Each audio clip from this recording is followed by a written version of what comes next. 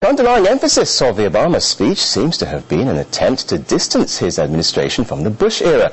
But some analysts are already commenting that despite the sound rhetoric, the lecture failed to deliver on laying out concrete plans for change.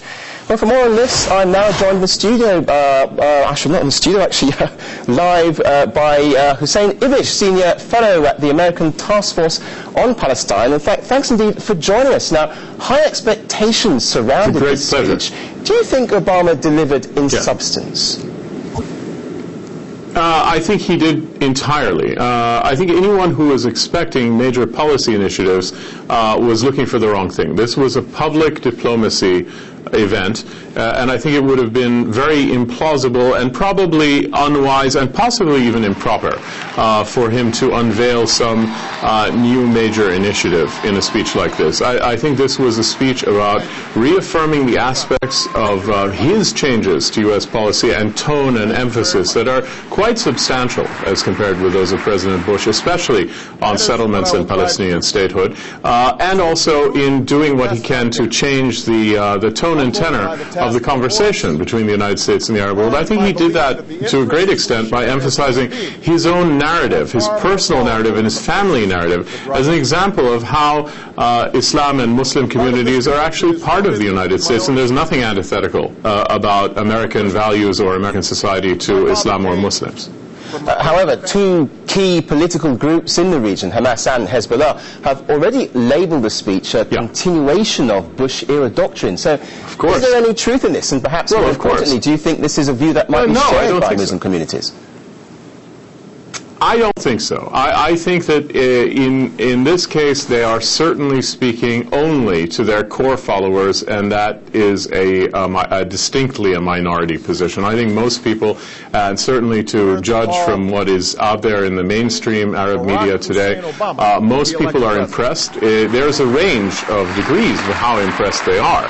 There's certainly skepticism, and there's certainly a sense that, okay, words are nice, let's see the deeds. That's all normal, fine, and reasonable. But I think to say that there's no change here, as Hamas and Hezbollah not only have done, but would have to do, given their approach to the United States and their policies, I mean, they're bound to say that, whether there's change or not, they kind of have to. I don't think that's going to resonate with a lot of people. He was very warmly received by the audience in Cairo at the university, and I think he's been generally warmly received throughout the Arab world, at least, and certainly the Arab American community is by and large delighted with this. So, do you think Obama's speech was aimed at creating a more balanced power structure in the region compared to previous pro-Israel administrations? I wouldn't say that.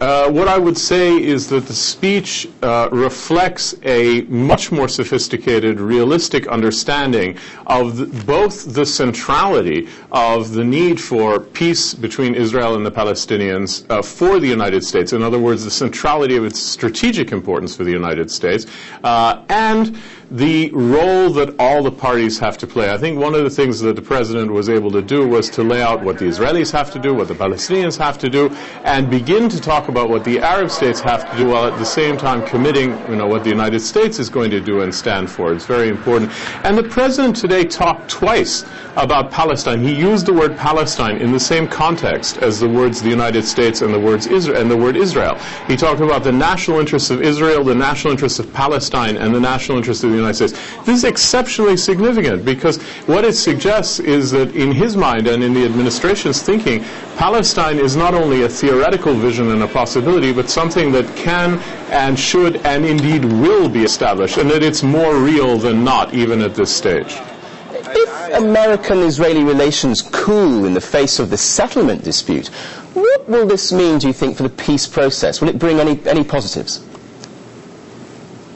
I mean, obviously, managing the relationship between the United States and Israel is going to be very important. And the Obama administration has laid down clear benchmarks for all the parties, including the Israeli government led by Benjamin Netanyahu. The Israeli government has been resisting so far on the question of settlements, on committing to a two-state solution as the goal, and various other things. And they've come up under heavy pressure from the administration and also from senior members and indeed senior Jewish American members in Congress on questions like the settlements. That doesn't mean that there is a breakdown or a crisis in U.S.-Israel relations, but it does mean that if Prime Minister Netanyahu doesn't move towards the American position, there may be a cooling off or withholding of certain forms of cooperation and a generalized message sent to the Israeli public that this is a government which is not pursuing the relationship with the United States in the most constructive manner. In the past, that's meant new elections and a change of government in Israel, generally speaking.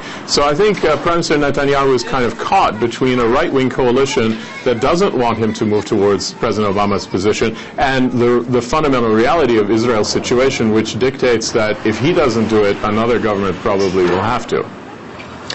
Okay, Huseein Ibish. By the way, he always has the option of forming a new coalition. Okay, thanks for that.